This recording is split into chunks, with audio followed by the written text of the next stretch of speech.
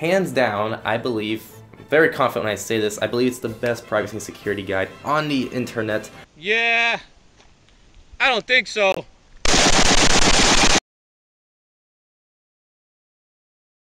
You want to learn how to best protect your online privacy without going crazy because you know why privacy matters to you. You've come to the right place. Over the past 3 years, I've been developing what I would consider the best privacy strategy, striking the right balance between convenience and security.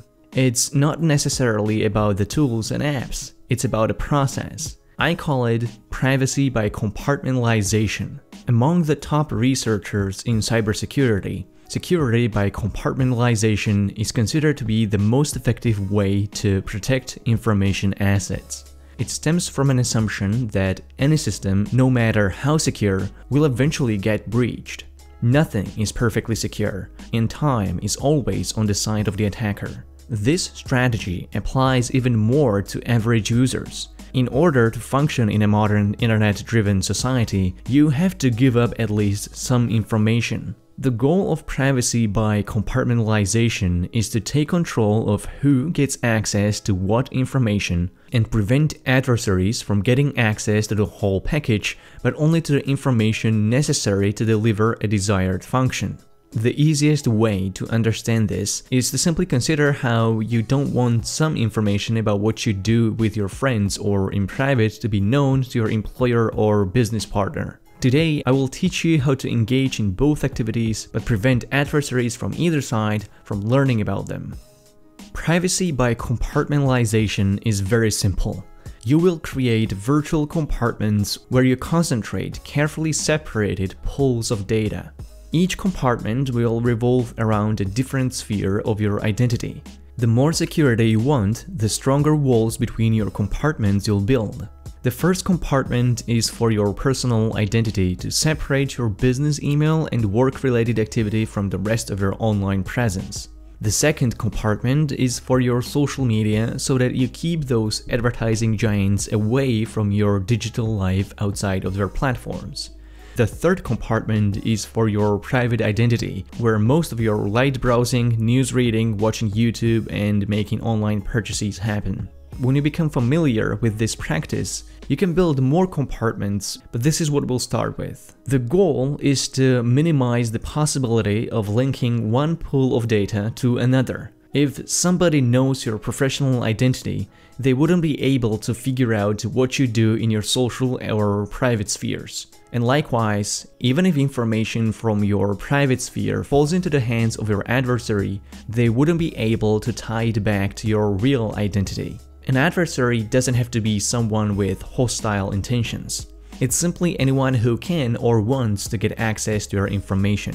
It can be your service provider, the government, a health insurance company, employer, friend, neighbor, hacker, or your spouse. Why do you need to compartmentalize? Because modern technology can use a combination of cookies, tracking scripts, advertising IDs, and advanced AI to collect data from across multiple channels, from mobile to desktop, across different platforms and apps, online and offline.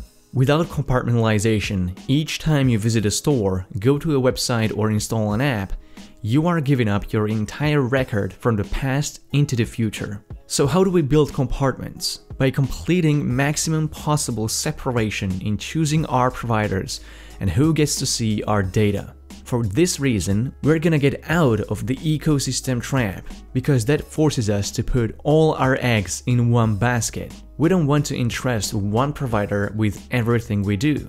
That means in each compartment, we are going to use different software from different providers where possible and make sure we limit and block as many tracking attempts as functionally feasible.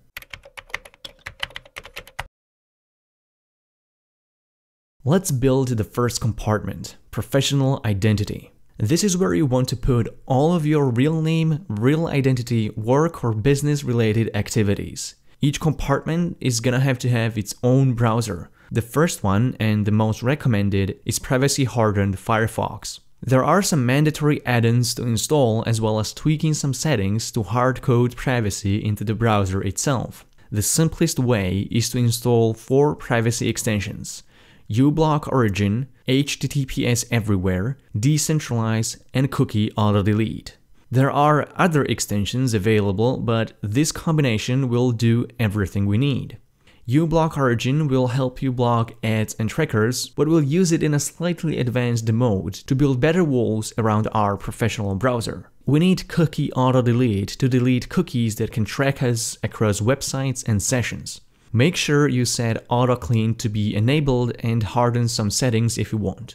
Both HTTPS Everywhere and Decentralize are more or less install and forget, so we'll leave them for now. Change Firefox settings so that you always browse in private mode and set up content blocking. This means goodbye to the browsing history, but it's necessary if you don't want your browsing habits to be tied to your real identity. Use bookmarks to remember websites to visit later and acquire the habit of closing your browser frequently to delete all the cookies and trackers planted on your device by websites you visit. You can also go to About Config and hardcode some privacy settings into Firefox. You'll find all of these on the privacytools.io website. For uBlock Origin, I have a dedicated tutorial if you want to master this tool. But for now, I would recommend to use it in a medium mode and block scripts.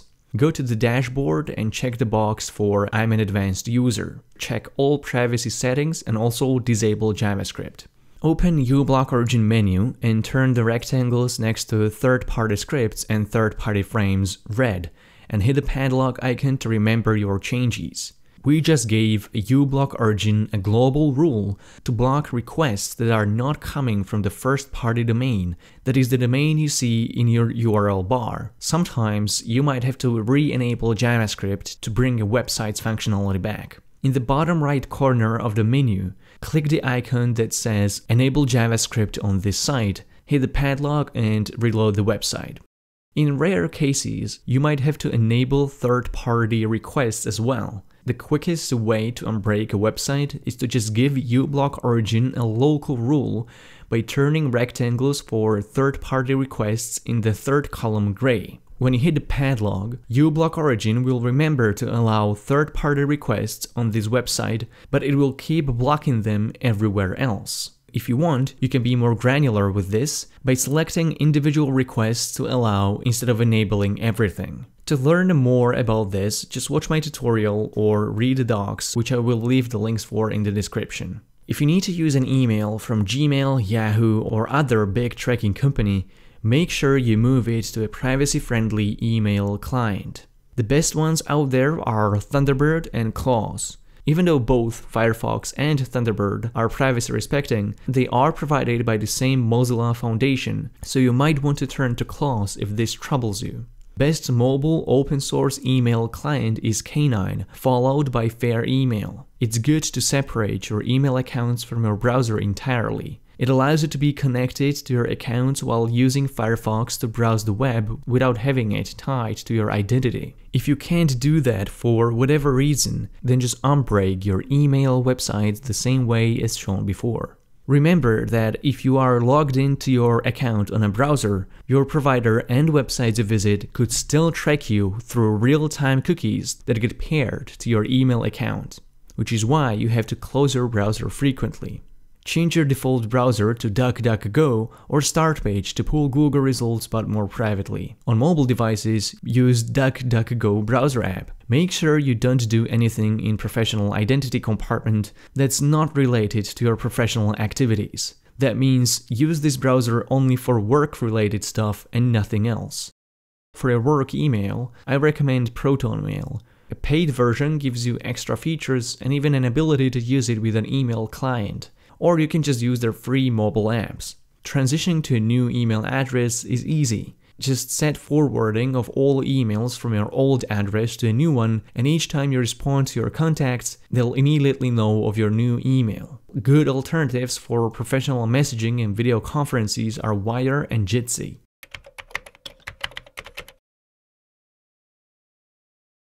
Building the second compartment is easy. We're gonna create a new Firefox profile for desktop with the exact same settings and add-ins. Just go to About Profiles, create a new profile, and name it Social Identity. You can also rename your default profile to Professional Identity. Open the root directory and copy all the files from your default profile to your social profile. If you want to be extra sure none of the browser data are shared, you can manually change all the settings again. You'll use this profile only for your social media accounts except for YouTube. If you want to step it up, you can disable all third-party requests globally. This is where I would recommend applying more granular tinkering and only allow scripts specific for each social site. Only allow Reddit scripts for Reddit, Facebook for Facebook, etc. Remember that all your likes, shares, comments, and views will be recorded, stored, and sold forever. How you use your social media is not always up to you though.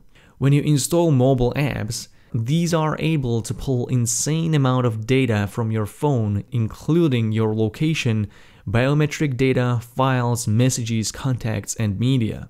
One way to mitigate this is to sandbox web versions of your social media sites through an app called Web Apps. Web Apps gives each social media site its own sandbox, where a site runs with all third-party requests, scripts, and cookies blocked, with forced encryption and eliminated referrers. If you want to use social media, it's important to keep them in a separate compartment and reevaluate how much information you're willing to trade for the benefit you receive from using them. Never browse the web or do anything on the same browser dedicated for social media.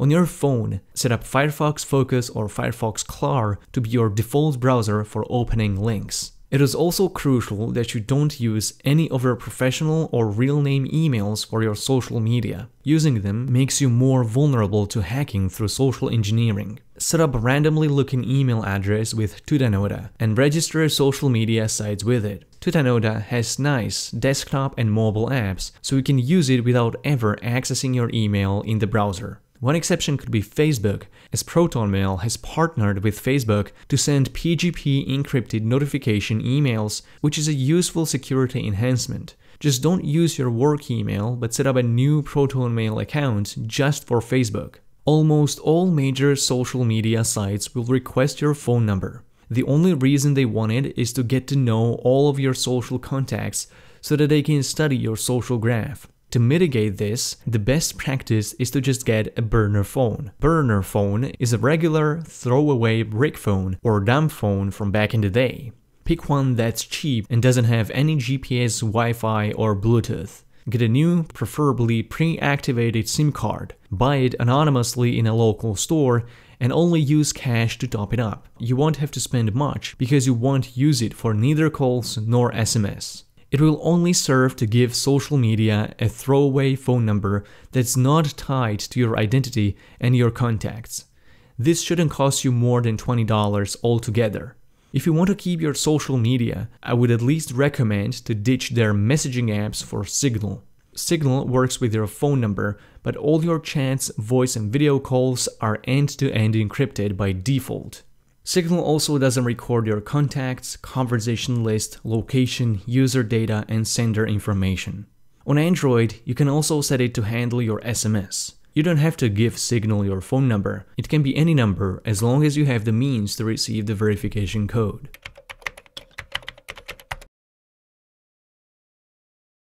The last compartment we'll build today is for your private identity. This is where everything you do in private belongs. Your general browsing, watching YouTube videos, reading news, and even your online purchases. The best way to keep your browsing record is to become anonymous. The most competent tool for this is Tor browser. Tor is also available on Android as a two-step solution with Orbot to route traffic through Tor network and RFox to browse the web through Tor. Any Android app can be rerouted through Tor via Orbot if they support it. An iOS version of Tor browser is Onion browser, but is not a part of the official Tor project, so be aware. Implementation of Tor is much safer on computer infrastructure rather than mobile. You shouldn't expect the same level of anonymity on mobile simply because your computer doesn't connect to a cellular network or GPS. There's only one strict rule to never break while using Tor, and that's to never change any default settings and never install plugins, themes, or extensions. Just use it as it is. The only two things you are encouraged to change are the Tor network settings in case Tor is blocked by your ISP or the government, and security settings in case you want to harden your anonymity even more.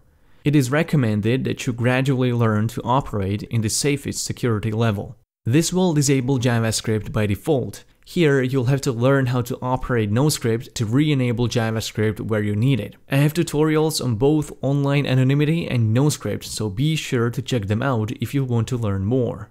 For starters, all you have to do to unbreak specific scripts is to move them from untrusted to trusted levels. On more complex websites, you might have to do that multiple times to regain needed functionality. Online anonymity is a different concept than online privacy, but here, we use Tor to compartmentalize our basic searches, light browsing, and news reading. I would also recommend to use Tor for preliminary research when you want to buy things. When you choose a product you want to buy, just copy its link and open it in a regular Firefox and finalize your purchase. As a side note, avoid using your professional or social media email for online purchases. Create a new account with MailFence that doesn't have your real name. By creating a separate email address just for purchases, it will make it harder for advertising algorithms to crawl through your purchasing record. Using Tor with your real name identity is a waste of time and it gives you a little benefit. If watching YouTube videos is a big activity for you, then I would recommend a Chromium-based web browser. This can be either Brave or Vivaldi. In my recent experience, I found that Vivaldi can be better configured for privacy protection using the exact same 4 horsemen of privacy extensions. Under privacy settings of Vivaldi, make sure to opt out of Google Safe Browsing and keep your browsing history for session only so that all browser data is deleted after you close it. Block third-party cookies and disable WebRTC leaks.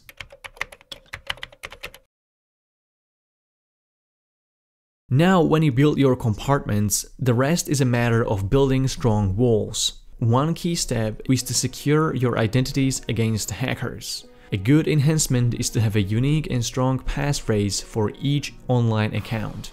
I recommend using KeePass XC or Bitwarden to generate complicated passwords and store them securely. If you want, you can use it with a browser extension to manage your passwords and handle autofill. Passwords are useless without two-factor authentication. However, SMS verification is not secure anymore. You need to use either authenticator app like free and open source EndOTP or use an authentication key. Best authentication solution is provided by NitroKey. You can use NitroKey Pro for one-time passwords and NitroKey Fido for universal two-factor. Another way to make sure your walls are strong is to choose providers that are transparent and respect your freedom. You should start migrating to free and open source software wherever you can. Adobe Photoshop and Illustrator have alternatives in GIMP and Inkscape. Microsoft Office can be easily replaced with LibreOffice. Best cloud storage and syncing solution is provided by Nextcloud. Contacts and calendar can also be synced with EatSync. To find more open source alternatives, F-Droid is a fantastic replacement of Google Play Store for a free software repository. Use it to find privacy-enhancing apps or just look for free software alternatives to replace your proprietary apps. Now that you have properly separated your identities from your online presence and carefully selected and segregated your service providers, there are two things that connect the dots about you: your IP address and your device. Partially, we've already addressed the IP problem with Tor browser. Tor network makes your IP address untraceable. However, Tor is not useful with online accounts, high media content like watching YouTube videos, and can be harmful for online banking and financial activities. This is where VPN threat model becomes useful. After you had taken steps to compartmentalize your digital self, a reputable virtual private network can be helpful at masking your IP address and hiding your browsing habits from your internet service provider. Unfortunately, using a VPN requires a lot of trust, so there is no single provider to recommend. You should make your own research and choose from what works best for you. As a general rule, don't use free VPNs and don't subscribe to providers from the Five Eyes Surveillance Alliance countries. A good source to scale different VPN providers is thatoneprivacysite.net. All of your compartments are still carried by a single boat. Technically, you have at least 2 Ethernet-enabled devices, but one is usually just a copy or an extension of the other. Mobile and personal computer.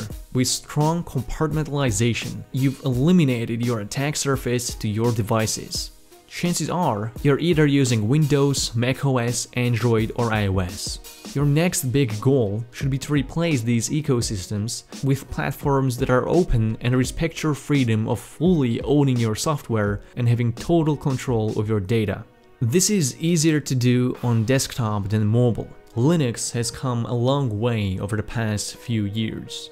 It is becoming a viable choice for an increasingly wider scope of people. Blackmagic Design is killing Adobe's grip on creators by porting versions of their Fusion and DaVinci Resolve software to Linux for free. Lightworks also provides a professional video editor for Linux.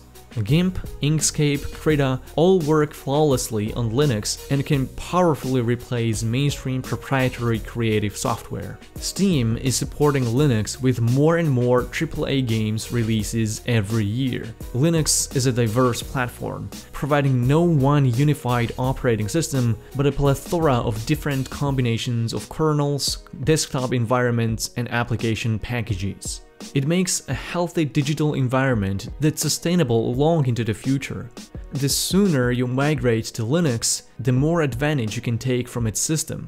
The easiest way to start experimenting with Linux is to use a virtual machine. Just download VirtualBox from Oracle and play around with Linux Mint, Ubuntu, or any other distro that piques your interest. Linux Scoop is a YouTube channel that features all major releases of popular desktop environments and Linux distros. I would recommend starting with Linux Mint Cinnamon. Just download the ISO file and create a new VM. Select Linux and choose Ubuntu 64 because that's what Linux Mint is based off on. Allocate around 2 gigs of RAM or more if you have the resources. Hit start, select the ISO file, and let it boot. You can safely install it within the machine without affecting your system at all. As you get familiar with virtualization, you can actually move your compartments to different virtual machines. Even better compartmentalization solution is to use Whonix inside a virtual machine. Whonix automatically routes your traffic through Tor and makes it much harder to track you outside of the Tor browser. The ultimate tool for compartmentalization is KubesOS, an operating system built with compartmentalization baked into its core. KubesOS is a bit beyond this tutorial, but I will leave a link for a video introduction to Qubes in the description. Qubes creates a virtual machine for every application you run inside it, which significantly reduces the attack surface and makes your device so much more resilient even if the attackers have physical access to your device. MobileOS doesn't really have such alternatives. The closest thing to it is to install custom ROM like LineageOS and run it without any Google apps. Purism is going to start shipping Librem 5 phone this April. It's the first truly free, secure, and privacy-focused smartphone with true mobile integration of Linux. I highly recommend getting your hands on one. One last advice is to encrypt your entire devices. All major platforms offer device encryption, so take advantage of that. Linux enables you to easily encrypt your entire operating system upon installation. The best file encryption software currently available as free software is Veracrypt. It's very easy and straightforward. You can use it to encrypt individual files, your home folder, or entire partitions, storage drives, or even your operating system. Remember, privacy is a process, so you always have to update your knowledge and remain eternally vigilant about your data. A good YouTube channel for more privacy tutorials is Techlore. He makes great tutorial series called Go Incognito, where he'll hold your hand through the entire process. He's got a very educational, good teacher approach, while my approach is more akin to